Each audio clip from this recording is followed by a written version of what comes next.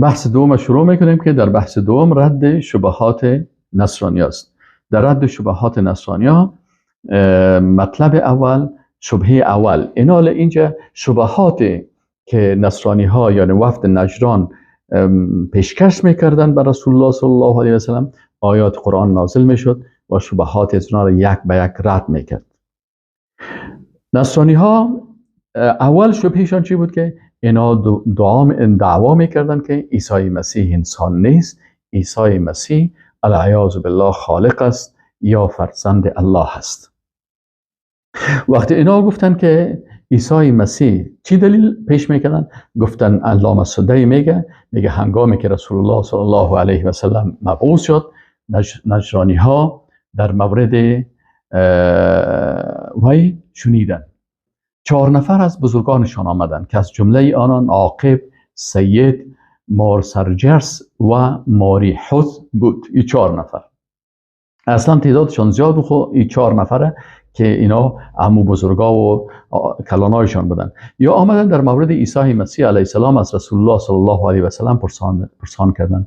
رسول الله صلی الله علیه و سلم گفت که عیسی مسیح بنده الله، روح و کلمه اش است، روح الله و کلمت الله است. آنان گفتن نخیر، او خودش الله هست، از ملکش پایان شده و در شکم مریم داخل شده، سپس از شکم مریم بیرون آمده و قدرت و اوامرش به ما نشان داده. و دلیلشان چی بود؟ گفت آیا شخصی را هرگز دیده ای که بدون پدر باشه؟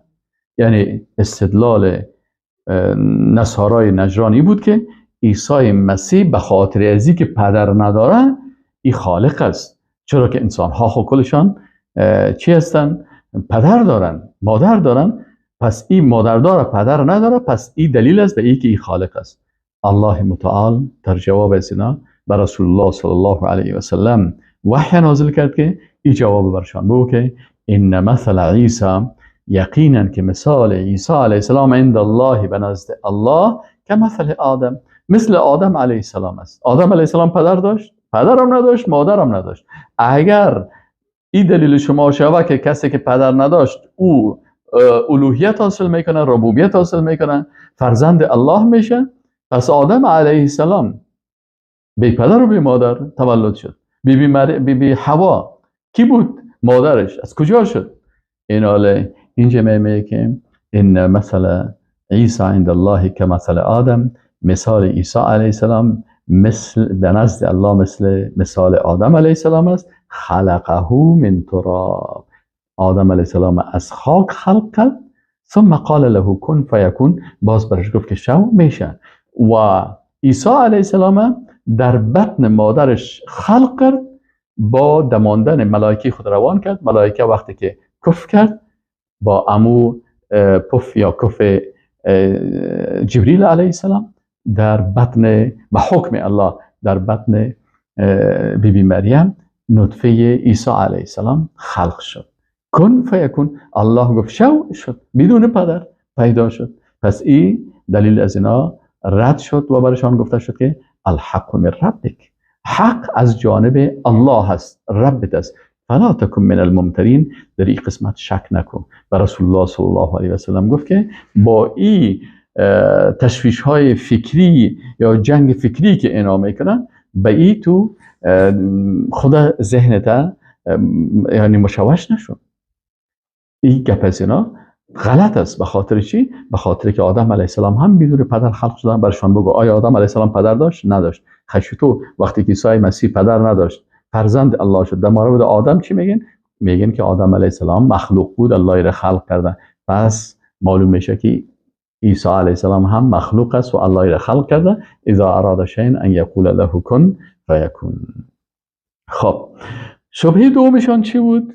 شبهه دومشان عدم قناعت به دلیل همسانی خلقت آدم و عیسی. باز گفتن نه، ما قناعت نداریم. قناعت نداریم. چرا قناعت نداریم؟ گفتن که ما قناعت نداریم.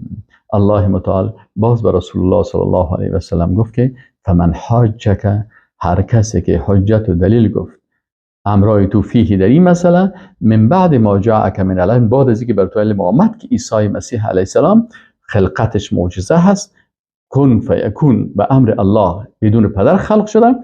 ایناله اگر باز کسی آمد این دلیل گفت برای تو که من این قبول ندارم، فقل پس برش بگو که تعالوا خی بیاین ندعو ابناءنا، دعوت میکنیم فرزندای خود را، و ابناءکم و فرزندای شما را، و نساءنا و خانمهای خود و نساءکم و خانمهای شما را، و انفسنا و خود ما هم حضور می داشته باشیم، و انفسکم و شما هم حضور داشته باشین. یعنی برشان بگو که من هم اولادی خودم مثلا میارم بیبی فاطمه را و مثلا حسن و حسین یارا میارم و خانم خودم همسر خودم میارم و به این شکل بیبی عایشه صدیقه رضی الله عنها را، و امی قسم شما هم اولادایتان و خانمتان بیارین.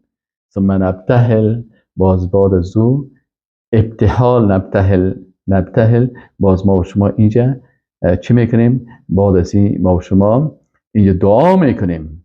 فنجعل، این مباهله میگن. مباهله چی است؟ از این دو جانب با هم مناظره میکنن، یک جانب قبول نمیکنه، وقتی که حق قبول نکرد این جانب مقابل برش مباهله میکنن، برش میگه بیار شما خانمایتان و اولادایتان بیارین و ما هم خانم اولادایتان خود ما میباشیم. باز دعا میکنیم فنجعل لعنت الله علی الکاذبین، باز ما لعنت الله را به کاذبین میگیم که کسی که دروغگوی است الله او را لعنت کنه، و وقتی که الله او را لعنت کرد از رحمت خود او را دور میکنن. امام سیوطی رحمه الله میگه که عبدالله ابن عباس رضی الله تعالی عنه گفت که یک گروهی از نصرانی های نجران به نزد رسول الله صلی الله علیه و سلم آمدن که 14 تن از بزرگان بودند و در جمله سیدی که سید، یکیشان سید نام داشتن که بزرگشان بود و دیگهش عاقب نام داشت که بعد از وی یعنی معاونش بود و اهل نظر بود. فقال رسول الله صلی الله علیه و سلم اسلما. اینجا متوجه شوین بسیار گپ دقیق است. بعد از اینا رسول الله صلی الله علیه و سلم گفت اسلما، مسلمان شوین اردویتان. قال اسلمنا، اینا گفتن ما مسلمان هستیم، ما مسلمان هستیم. ببینید اینا ادعای اسلام میکردن. رسول الله صلی الله علیه و سلم فهمید که اینا مسلمان نیستن. اینا خب میگن که عیسی مسیح العیاذ بالله فرزند الله هست، این کافر است. قال رسول الله صلی الله علیه و سلم برشون گفت که ما اسلمتم، شما دو نفر مسلمان نیستین. اینجا رسول الله صلی الله علیه و سلم اردویشان تکفیر کرد که شما کافر هستین، شما مسلمان نیستین. قال بله، گفتن نخیر ما مسلمان هستیم، قد اسلمنا قبلک، ما پیش از تو مسلمان بودیم، مسلمان اسلام آوردیم، مسلمان شدیم. قال کذبتما، رسول الله صلی الله علیه و سلم برشان گفت که نخیر شما دروغ میگین، مسلمان نیستین، کافر هستین. یمنعکم من الاسلام ثلاث فیکما، میگه 3 چیز مانع از این میشه که شما مسلمان شوین. عبادتکم الصلیب، اول چون شما صلیب عبادت میکنین، نمیخواین که مسلمان واقعی باشین. کسی که صلیب عبادت کنه این مسلمان هست، ولو که 100 مرتبه تو بگویی که من کلمه میخوانم مسلمان هستم، تو مسلمان نیستی، تو خب صلیب پرستش میکنی. و اکلکم الخنزیر، دوم علتی که مانعی از این میشه که شما مسلمان شوین، اسلام قبول بکنین، به خاطر که خوردن گوشت خوک میخورین و در دین الله این حرام است. و زعمکم، دیگه سوم چیزی که مانع میشه که شما مسلمان شوین، شما کافر هستین و من شما را تکفیر میکنم. زعمکما گمان شما ان لله ولدا، الله فرزند داره. پس وقتی که این 3 عقیده کفری شما دارین و ادعای اسلام میکنین، شما مسلمان نیستین. خب وقتی که رسول الله صلی الله علیه و سلم وقتی که بر از اینا این گپ گفتن دیگه و این آیت نازل شد که مثل عیسی عند الله که مثل آدم خلقه من تراب، این آیت میگه نازل شد. فمن حاجک، باز این آیت نازل شد که اگر کسی بر تو حجت میگه من بعد ما جاءک من العلم، هر کسی که مثلا بعد از اینکه بر تو وقتی که حجت میگه بعد از اینکه علم بیان شد، فقل برشان بگو تعالوا تا این قسمت آیت که ثم نبتهل، بیا که ما مباهله کنیم. این قول امام سیوطی رضی الله عنه بود که ایره چی میکنیم، ایره روایت کردن. خب این 2 نفر چی کردن؟ آماده شدن برای مباهله. رسول الله صلی الله علیه و سلم برشان گفت که اگر برای ما حکم شده که اگر شما قبول نمیکنین این مسئله را بین خی مباهله میکنیم. و بینشان گفتن که ای ابا قاسم، با رسول الله صلی الله علیه و سلم گفتن که ای پدر قاسم، ما میریم و در این مسئله مشوره میکنیم. خب رسول الله صلی الله علیه و سلم گفت درست است، برین مشوره کنین باز بیاین. میگه آنان در بینشان خلوت کردن. سید برای عاقب گفت، دو نفر، یکیش سید بود دیگهش عاقب بود. میگه سید برای عاقب گفت قد والله علمتم ان الرجل نبی. سبحان الله. میبینید کفر اعراض اینی رو میگه که خوب میفهمه باز اعراض میکنه. این سید برای عاقب چی میگه؟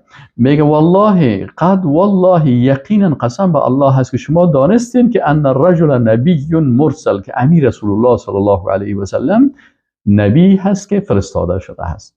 ولا ان لعنتموه انه لیستأصلکم. سبحان الله. اگر شما امرای از این مباهله بکنین و شما را دعا بکنه و بگوید که لعنت الله سر دروغگویا، ریشه شما را میکنه. و ما لعن قوم قط نبیا، هیچ قوم لعنت گویی نکردن با پیغمبر یا مباهله نکرده که در دعای لعنت داخل شده باشن، فبقی کبیرهم، که باقی مانده باشه کبیرشان، ولا نبت صغیرهم، یا ای که تولد شده باشه صغیرشان، یعنی ریشه از اینا کنده میشن، نابود میشن. فین انتم لم تتبعوه و ابیتم الا الف دینکم. میگه برشان این نصیحت میکنن، میگه اگر شما نمیخواین که ابا کردین و اگر نمیخواین شما متابعت از رسول الله صلی الله علیه و سلم بکنین و ابا کردین به غیر از اینکه دین پدرایتان و دین پدرایتان باشه، فوادعوه وارجعوا الی بلادکم، ایره وداع بکنین و برین به وطنتان، به مباهله آماده نشین. وقد کان رسول الله صلی الله علیه و سلم، میگه رسول الله صلی الله علیه و سلم خرج بیرون شد و معه علی و الحسن و الحسین و فاطمه. میگه رسول الله صلی الله علیه و سلم آمده بود، امرایش علی و حسن و حسین و فاطمه یارا هم آورده بود. فقال رسول الله صلی الله علیه و سلم ان انا دعوت فامنوا انتم، وقتی که من دعا کردم شما آمین بگوین. فابوا، اردوی از یا سید و عاقب ابا ورزیدن ان یلعنوه، ای که امی لعنت قبول بکنن.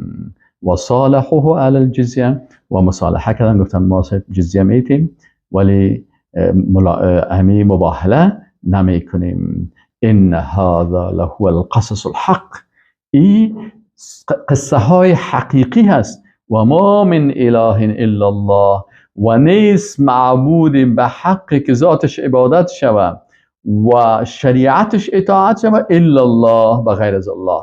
و ان الله، و یقینا که الله لهو العزیز الحکیم، او هست از عزتمند غالب، الحکیم، ذات با حکمت. فان تولوا، پس اگر اینا رو گشتاندن، فان الله علیم بالمفسدین، یقینا که الله عالم است به مفسدین. مطلب سوم، شبهه سوم از اینا که در آیت 64 سوره آل عمران است. در اینجا نصرانی ها شبهه میکردن که بین دین پیغمبرها فرق است، دعوت عیسی فرق داره، دعوت موسی فرق داره و دعوت رسول الله فرق میکنه. برای شبهه از اینا الله متعال برشان گفت که نخیر، دین عیسی و دین موسی و دین رسول الله صلی الله علیه و سلم دینشان یکی است. یکی از ضرب المثل کفری همی است که بعضی کسا میگه که عیسی و دین خود و موسی و دین خود، فکر میکنه که دین عیسی و دین موسی فرق داشت، در حالی که دین عیسی و دین موسی و دین رسول الله صلی الله علیه و سلم که از آسمان در توسط کتاب‌های آسمانی بر از اینا تعیین شده بود، دین اسلام بود. کل از اینا موحدین بودن و ارسیش پیغمبر معصوم بودن. اینجا اینا جواب از اینا گفته میشه قل یا اهل الکتاب، بگو ای اهل کتاب، تعالوا الی کلمة سوا، بیاین به یک کلمه مساوی که در بین ما و شما یکی است. موسی همون رو قبول داشت، عیسی همون رو قبول داشت و ما که رسول الله هستم، ما هم صلی الله علیه و سلم این قبول داشتم. بیاین به یک کلمه سوایی که در بین ما و شما مساوی از بیننا و بینکم، در بین ما و شما، الله نعبد الا الله، که عبادت نکنیم به غیر از الله را. ولا نشرک به شیئا، به الله چیز را شریک نکنیم. ولا یتخذ بعضنا بعضا اربابا، و بعضی از ما بعضی دیگری را ارباب نگیره، مثل که شما اتخذوا احبارهم و رهبانهم اربابا، شما او علمای درباری تان که طواغیت مطبوع هستند اونا را شما ربتان نگیرین. برای ما و شما گفته شده که یکی دیگه خود رب قرار ندیم. اگر عالم است، اگر شخص بزرگ است، اگر احبار است، اگر رهبان است، کل از اینا باید به مطابق حکم الله به حکم الله تسلیم باشند. ولا یتخذ بعضنا بعضا اربابا من دون الله، اینا را رب خود نسازیم به غیر از الله. فان تولوا، پس اگر اینا باز رو گشتاندن، فقولوا اشهدوا بأننا مسلمون، بر از اینا شهادت بدین که ما مسلمان ها هستیم. شما با عدم قبولیتان مسلمان نیستین، ما مسلمان هستیم. امام ابن کثیر رحمه الله میگه والکلمه تطلق علی الجمله، کلمه اطلاق میشه بالای جمله، کما قال ها هنا، مثل که اینجا گفته شد ثم وصفها بقوله سواء بیننا و بینکم، گفت این توصیف کرد، یعنی تفسیر کلمه به چی شد؟ به سواء بیننا و بینکم، که بین ما و شما چی است؟ ای عدل و نصف، این مساوی چی است؟ یعنی عادلانه و منصفانه هست. نستوی نحن و انتم فیها، این کلمه که ما و شما در اون مساوی هستیم چی است؟ ثم فسرها بقوله، باز ایره تفسیر کرد. ببینید تفسیر قرآن به قرآن، این کلمه را تفسیر کرد با سواء بیننا و بینکم. باز ایره امی سواء بیننا و بینکم تفسیر کرد به چی؟ با الله نعبد الا الله، که عبادت نکنیم بغیر از الله، ولا نشرک به شیئا، به الله چیز را شرک نگیریم. کلمه بالای جمله. خب اینال مطلب چهارمی میگه که شبهه چهارمی از اینا هست و نصرانی ها شبه میکردن که ابراهیم علیه السلام که پدر پیغمبرها هست و شما هم از نسل ابراهیم هستین، این کعبه را ابراهیم بنا کرده و او نصرانی بود. چنانچه یهودی ها میگفتن که ابراهیم علیه السلام یهودی بود. این شبهه را ایجاد میکردن که ابراهیم علیه السلام که پدر پیغمبرها هست، هم پدر یعقوب علیه السلام است و هم پدر اسحاق علیه السلام است و هم پدر اسماعیل علیه السلام است. اسماعیل علیه السلام در این منطقه نجد آمد و اسحاق علیه السلام در فلسطین بود. پس پدر کلگی که از نسل اسحاق علیه السلام یعقوب علیه السلام است و یعقوب علیه السلام نامش اسرائیل بود و اولادی از این بنی اسرائیل میگفتند. پس بنی اسرائیل همه از را برمیگردن به کی؟ به ابراهیم علیه السلام. و این طرف بنی اسماعیل هستند، فرزند ابراهیم پسرش اسماعیل بود. عرب های این طرف قریشی ها اینا بنی اسماعیل بودن. پس اینا پدر کل از اینا ابراهیم علیه السلام است. و یا ادعا میکردن که ابراهیم علیه السلام، یهودی ها میگفتن که ابراهیم علیه السلام یهودی بود و نصرانی ها میگفتن که این پدر کل یکی از این نصرانی بود. شما چرا ما را از دین و میگین که ما ابراهیم علیه السلام قبول داریم؟ اینجا علما چی میگه؟ امام طبری رحمه الله میگه و کان حجاجهم فی ادعا کل فریق من هذین الکتابین، هر کس اهل از این دو کتاب، انه کان منهم، که ابراهیم علیه السلام از جمله از اینا بود، و انه کان یدین دین اهل نحلته، نصرانی ها میگفتن که دین ما ابراهیم علیه السلام به دین ما بود و یهودی ها میگفتن که ابراهیم علیه السلام یهود بود و از دین ما بود. جواب از اینا الله متعال گفت که یا اهل الکتاب لما تحاجون فی ابراهیم، چرا شما دلیل میگین در مورد ابراهیم علیه السلام؟ و ما انزلت التورات والانجیل الا من بعده، تورات و انجیل خب بعد از ابراهیم علیه السلام نازل شده. ابراهیم علیه السلام چطور مثلا به تورات یا به انجیل، او خب بر از او صحف خاص داشت، صحف ابراهیم و موسی، او صحیفه هایی داشت ابراهیم علیه السلام که در قرآن آمده هست. تورات خود در وقت ابراهیم علیه السلام نبود، انجیل هم در وقت اسماعیل علیه السلام نبود. انجیل بالای عیسی مسیح نازل شده و تورات بالای موسی علیه السلام. و موسی علیه السلام خود از اولادی یعقوب علیه السلام است. یعقوب خود نواسی ابراهیم علیه السلام است. این از اولادی خودم چندین پشت است. این چطور از چندین پشت خدا بعد به کتاب از او به او چی میشه که شما این ادعا میکنین؟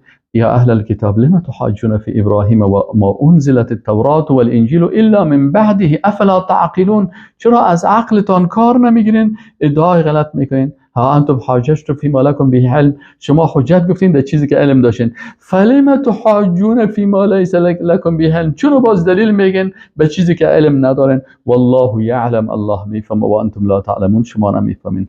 قال الله متعال برشان مطلقا میگه که ما کان ابراهیم علیه السلام نبود یهودی، نه یهودی بود، ولا نصرانی و نصرانی هم نبود، لکن کی بود؟ کان حنیفا، یعنی پاک بود از شرک، مثل شما وارد از شرک مبتلا نبود. یهود و نصارا رسول الله صلی الله علیه و آله که لعن الله الیهود و النصارى اتخذوا قبور انبیائهم مساجد. اینها میگه لعنت الله بالای از اینا نازل شد. چه وقتی که اینا قبر پرستی کردن، قبرهای پیغمبرای خود سجدگاه ساختن، در قبرستان میرفتن و به قبر پیغمبرها سجده میکردن، سر از اینا لعنت الله نازل شد. الله متعال میگه که ابراهیم علیه السلام مثل شما وره مشرک نبود، ای یهود و نصارا، قبر پرستی و مجسمه پرستی نکرده ابراهیم علیه السلام. ابراهیم علیه السلام حنیف بود، یعنی پاک بود از شرک، مسلمان بود، و ما کان من المشرکین، از جمله مشرکان بود. متوجه هستین؟ موحد، حنیف، موحد، مسلمان و از جمله مشرکان بود. واقعا طرفدار و پیرو ابراهیم علیه السلام کی هست؟ الله متعال میگه که ان اول الناس به ابراهیم، کسانی که در اولویت قرار دارند به ابراهیم علیه السلام، للذین اتبعوه، کسانی هستند که از ابراهیم علیه السلام متابعت کردند. و هذا النبی، امین نبی که رسول الله صلی الله علیه و سلم است، والذین آمنوا، و کسایی که ایمان آوردن اصحاب رسول الله صلی الله علیه و سلم، اینا اولویت دارن که بگوین که رهبر ما کی هستن؟ اسوه ما ابراهیم علیه السلام است. والله ولی المؤمنین، و الله دوست مؤمنا هست. ودت الله متعال میگه که آرزو کردن طائفه من اهل کتاب، یک طایفی از اهل کتاب، لو یضلونکم، اگر بتونن که شما را گمراه کنن، و ما یضلون الا انفسهم، الله میگه اینا گمراه نمیکنن مگر نفسهای خود را، و ما یشعرون، و اینا نمیدانن. مطلب پنجمی، شبهه پنجمی از اینا جواب گفته میشه در قسمت ابراهیم علیه السلام، در قسمت شبهه پنجمی بیم. شبهه پنجمی چی است؟ شبهه در مورد چی است؟ حتی